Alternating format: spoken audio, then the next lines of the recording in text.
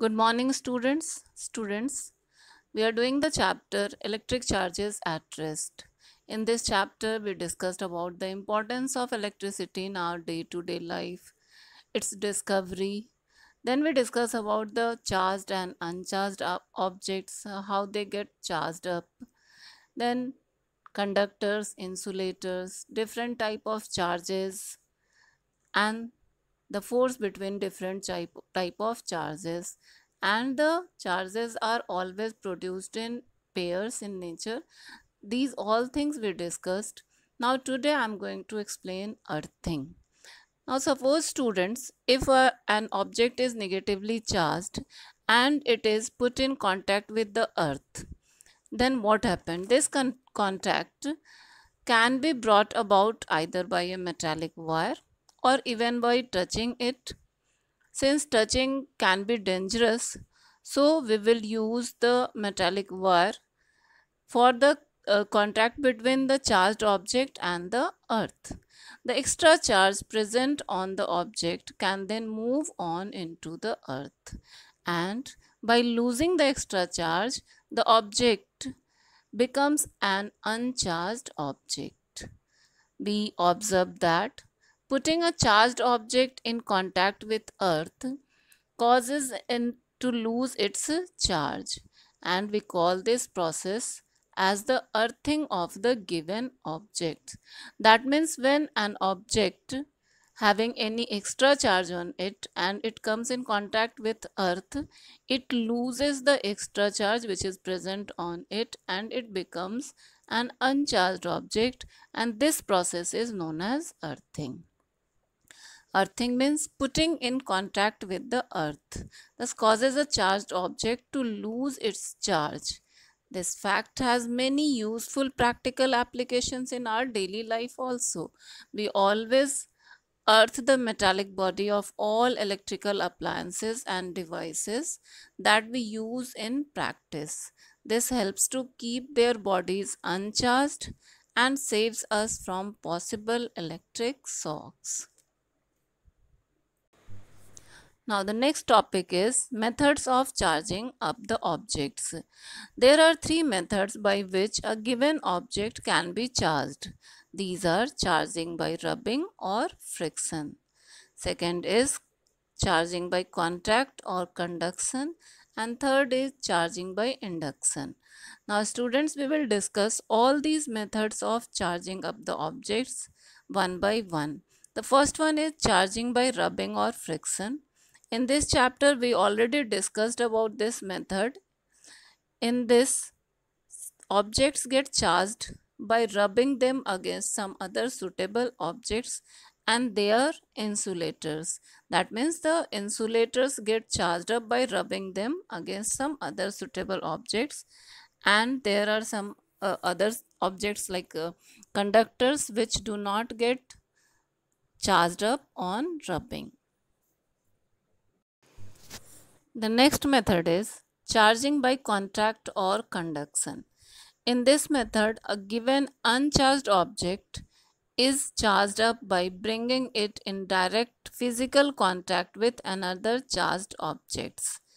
The charge then gets shared between the two objects. The charge which is on the original charged object, that gets shared between the two objects, and hence the uncharged objects also gets charged up with the same charge.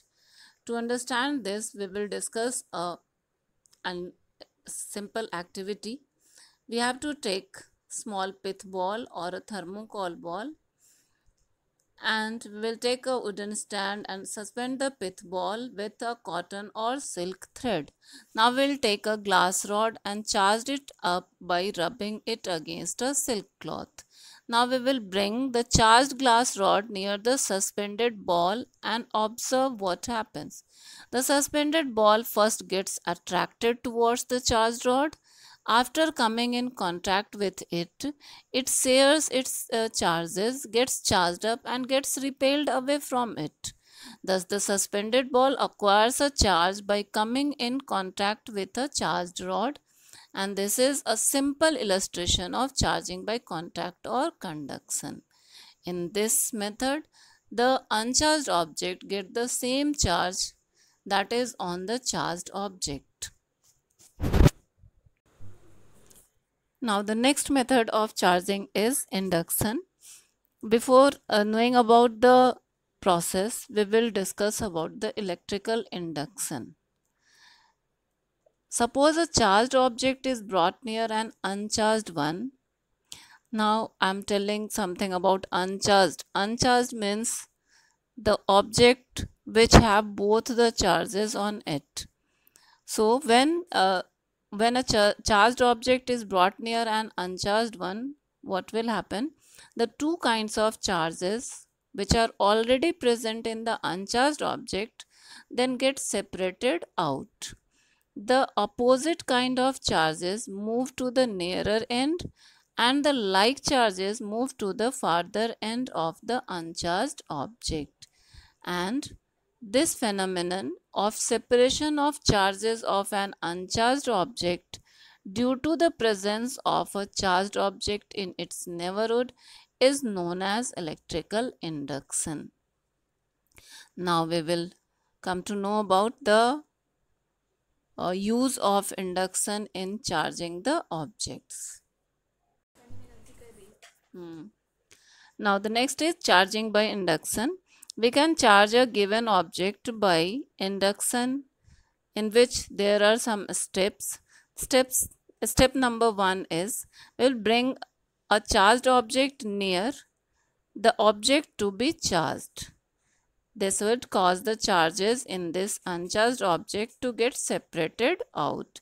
In first step, when we bring a charged object near the uncharged object, the charges in the uncharged object get separated out.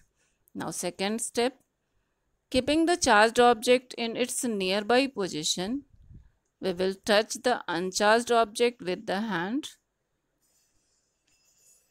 to connect it to the earth. Thus the uncharged object is earth. We can use the metallic wire also to connect the uncharged object to the earth. Now the third step will still keeping the charged object in its position, and we will remove the hand or the metallic wire. Then fourth step will now remove the charged object from the neighborhood of the object that was to be charged. The object would now be seen to have an electrical charge on it. The sign of this charge is opposite to the sign of the charge on the charged object used for charging it up. This means that if we want to give a positive charge to an uncharged object, we need a negatively charged object and vice versa. There is neither any rubbing nor any direct contact with a charged object in the above steps for charging up a given object. We therefore have a new method for charging up a given object. In this method, there is no need to rub the object, or there is no any contact between the charged object or uncharged object, and this is known as charging by induction. So students, that's all for today. Thank you. Have a nice day.